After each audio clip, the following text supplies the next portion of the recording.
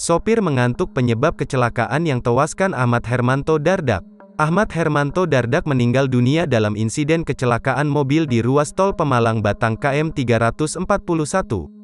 Mobil yang ditumpangi ayahanda Wakil Gubernur Jawa Timur Emil Elistianto Dardak itu menabrak truk yang berada di depannya pada Sabtu, tanggal 20 Agustus tahun 2022, pukul 3.25 waktu Indonesia Barat.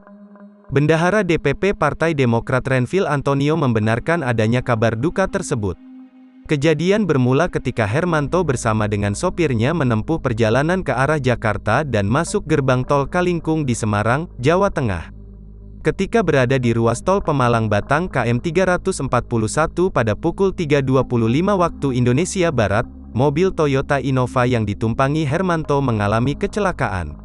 Kecelakaan tersebut terjadi setelah mobil yang ditumpangi Hermanto menabrak bagian belakang truk Hino yang berada di depan mobil.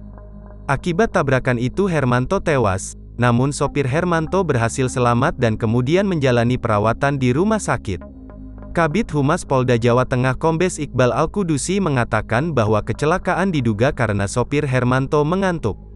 Kepada polisi, sopir Hermanto memberi keterangan bahwa sebelum kecelakaan terjadi, mobil yang dikendalikannya sempat melaju dengan kecepatan hingga 100 km per jam. Pada insiden kecelakaan tersebut Iqbal mengungkapkan jika Hermanto merupakan satu-satunya korban yang tewas. Sedangkan sopir Hermanto mengalami luka dan sedang menjalani perawatan di salah satu rumah sakit. Jenazah Hermanto sudah dibawa oleh pihak keluarga ke rumah duka yang berada di Jawa Timur. Sebagai informasi, Ahmad Hermanto Dardak meninggal dunia dalam usia 65 tahun dengan meninggalkan istri dan 2 orang anak. Jangan lupa subscribe, share, komen, dan like ya!